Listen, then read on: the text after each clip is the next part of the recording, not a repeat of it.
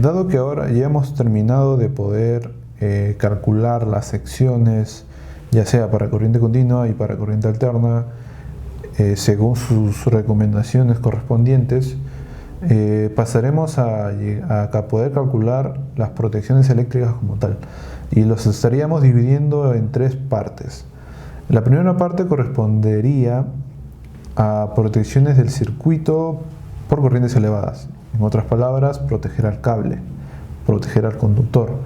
¿Cómo podríamos realizar aquello? Mediante los fusibles y disyuntores, obviamente utilizados tanto en la corriente continua como en la corriente alterna. En el caso de fusibles, corriente continua, que va a ser su uso primario, hay ciertos criterios de selección.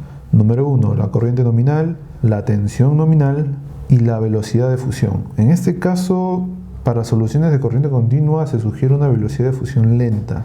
¿El por qué? Dado que tenemos que soportar o estar un poco amplio o estar retrasado respecto a la velocidad ante una potencia instantánea, como por ejemplo la de un inversor al momento de trabajar, con la finalidad de que durante el proceso de encendido o durante un pico del inversor vía una carga,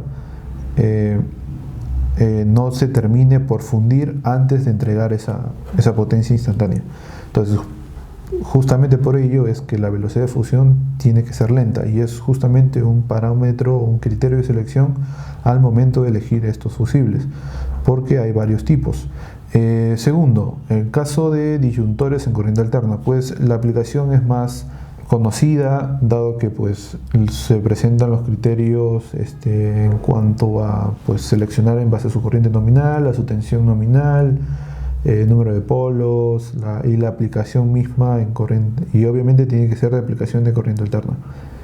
Algo particular aquí, estos disyuntores en corriente alterna por lo general y comercialmente para circuitos de corriente continua existen llaves en las cuales o disyuntores en este caso, en la que pueden funcionar tanto en corriente alterna como en corriente continua, pero se sugiere que se separe esos dos tramos o dos conceptos de estos disyuntores en corriente alterna y dos disyuntores en corriente continua. Para el caso particular de disyuntores en corriente continua, pues por lo general estarían ubicados en el tramo del arreglo fotovoltaico y el controlador de carga, y su criterio de selección tiende a ser lo mismo que el anterior en cuanto a su corriente nominal, la tensión nominal, obviamente la tensión en corriente continua, y que el disyuntor sea para aplicación de corriente continua. Esta aplicación normalmente se separa en cuanto al tipo de curva de cada protección, en este caso el disyuntor.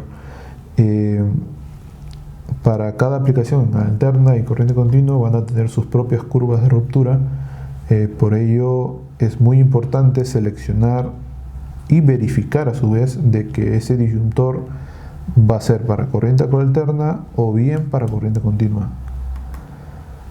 Por otro lado, una segunda división sería más que todo de una protección personal. ¿A qué me refiero? De que en este componente es el que viene a ser dado por el interruptor diferencial, el cual nos va a dar protección a nosotros mismos frente a algún circuito o algún corto que se haya hecho, o algún circuito descubierto, etc.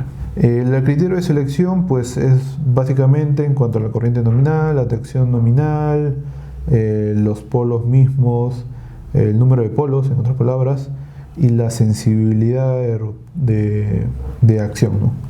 Y un tercero y último en cuanto a un caso más específicos. ¿A qué me refiero? Que es prácticamente las protecciones contra rayos y sobretensiones eléctricas.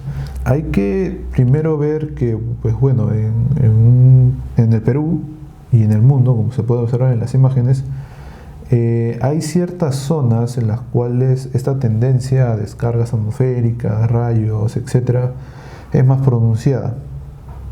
Por lo tanto, en un proyecto que se ubique dentro de estas zonas, estas protecciones tienen que estar sí o sí, y más que todo y más aún para aplicaciones off-grid en la cual pues tú tienes que garantizar el suministro de energía, dado de que esa es una zona de difícil acceso, de no recorrerlo, no visitarlo constantemente, y por ende tú tienes que garantizar una solución final que estaría atento a todo, ¿no? En este caso, por ejemplo, a las sobretensiones eléctricas o rayos. Estaríamos dividiéndolo bien por corriente continua y por corriente alterna. Obviamente el criterio de selección estaría dependiendo de que si es de clase 1 o clase 2. ¿A qué me refiero con clase 1?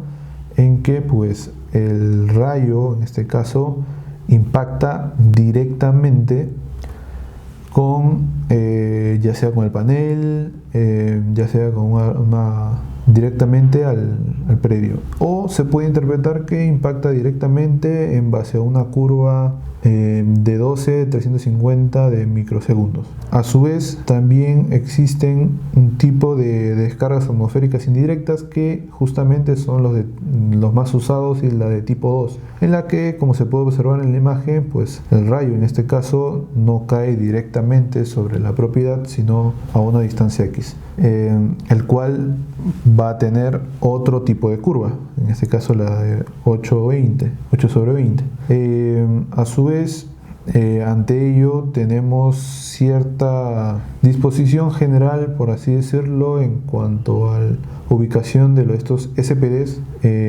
dentro del circuito fotovoltaico. Normalmente se sugiere que al término del panel del arreglo fotovoltaico esté un primer SPD, en este caso de tipo 2, para corriente continua, aterrado. Antes del inversor puede ser de clase 2, obviamente también de corriente continua, para aplicación en corriente continua, aterrado. A la salida del inversor, obviamente normalmente puede ser de clase 2 o de clase 3 o de clase 1, aterrado, y al cuadro de cargas o al tablero como tal, pues ponerle otro SPD. Ahora, normalmente en las instalaciones off-grid, dado que pues el inversor, el tablero general, el banco de baterías, etcétera, el regulador, están bien lo más cercano posible, en este caso normalmente se pondría un SPD a la salida del arreglo fotovoltaico y a la salida del inversor, saliendo para el tablero general a alimentar. A su vez, para estos tipos de aplicaciones también van de la mano el de disponer, ya sean pararrayos. El tipo de la punta del pararrayo dependerá a criterio, puede ser tetrapuntal, Tor, etc. A su vez, este pararrayo tiene que tener su propio puesta a tierra independiente de todo el circuito general, y a su vez finalmente en base a un diseño previo, pues tener un radio de protección del predio.